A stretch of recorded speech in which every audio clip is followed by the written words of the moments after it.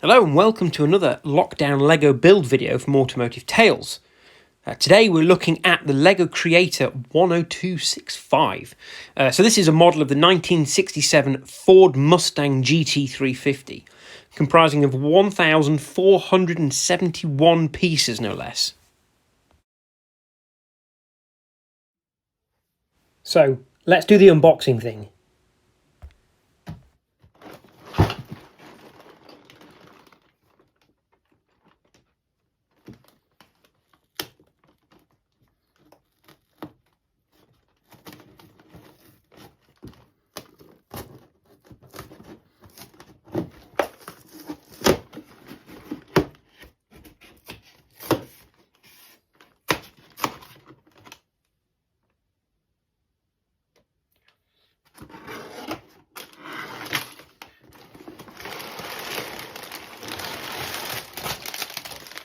So this model is a Lego Creator model. So unlike the Porsche 911 GT3 RS we did in an earlier video, which was a Technic model, packed full of working parts like suspension, gearbox, engine, etc.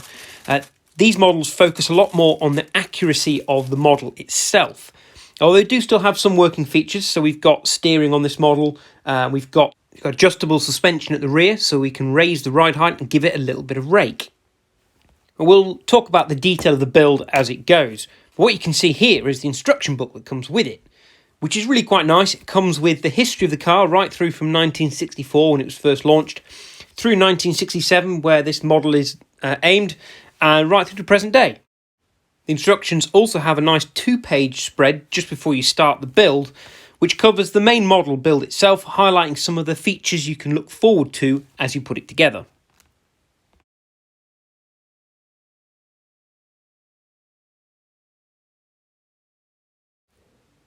So I've been looking forward to this build for a little while.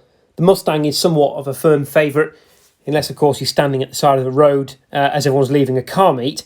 And it really is a part of American culture and a part of car culture, and has been since it was launched in 1964, as it coined the term the pony car, mainly due to the prancing horse logo they used on the grille and on the sides. And the car really made its way into popular culture through music and film. So we're all familiar with Mustang Sally, and also Chuck Berry did a song called My Mustang Ford, which is a bit odd, but interesting nevertheless. But really, it was the star of the silver screen. So the Mustang has appeared in many films. My favourite has to be Steve McQueen's Bullitt, where he's driving a 1968 390 cubic inch V8 GT Fastback in Highlands Green with a 4 on the floor. Does it really get any better than that?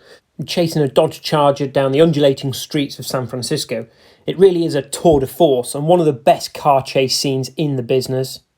Other highlights, of course, include Gone in 60 Seconds with Eleanor starring in the 1974 version, which was actually a 1971 car, and then starring again in the 2000 remake as a Resto Mod 1967 car. Both brilliant films, both brilliant cars.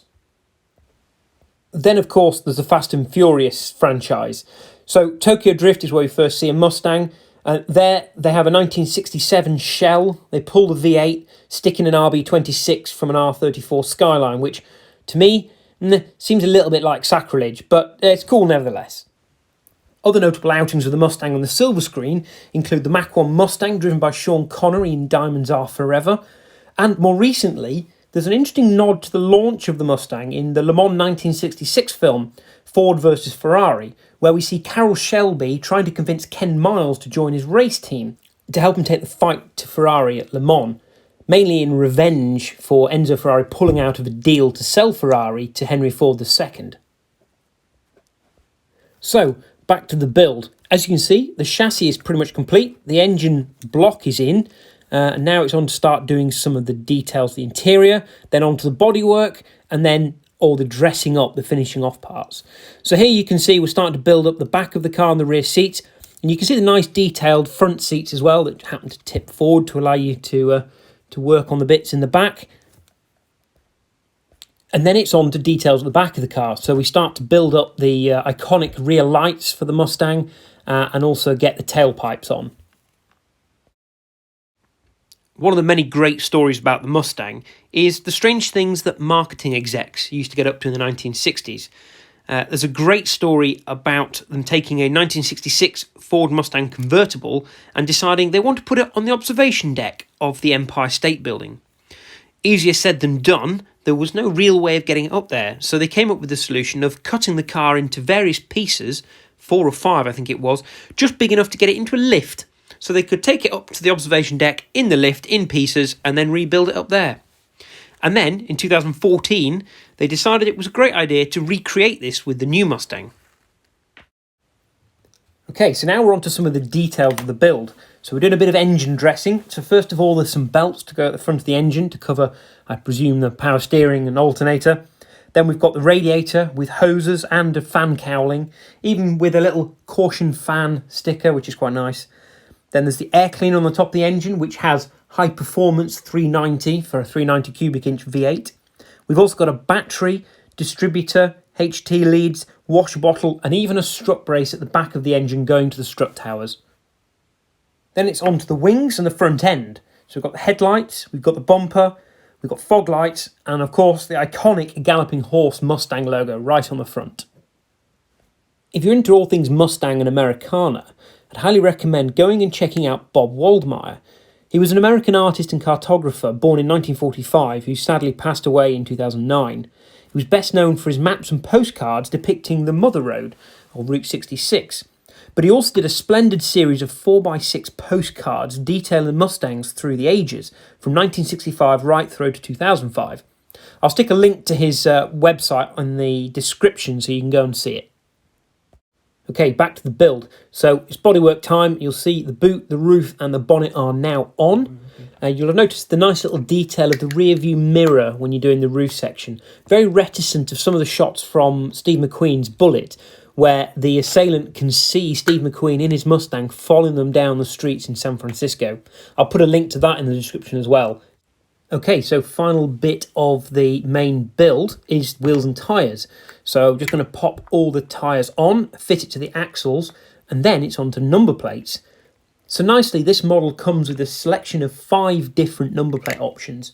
You've got California, you've got Michigan, so US plates, you've got what looks like a UK style plate, a European plate, I'm going to go with a German possibly, and then NSW, which I'm assuming is New South Wales, so an Australian plate. I've of course gone for Californian plates. For some reason it just feels right for the car. I'd like to just take a second to appreciate something on this model. You see the hinges here? Well, that's not the only place that the door is hinged. If you pop it open here, you can see a nice little check strap down here that stops you opening the door any further than that. How neat is that? So, it's hot rod time. This model is really neat. It comes with a few extra bits so you can build additional parts you can swap out for the stock parts. And there's 6 different things you can customise. First is the rear ride height, which we already talked about, so you can give it some nice rake. Then you can change the exhausts, pull off the tips at the rear and put on some shorty exhaust headers that pop out from under the front wings. And then there's also a supercharger with a scoop intake, which is very nice. Got the little red butterfly throttles on the top.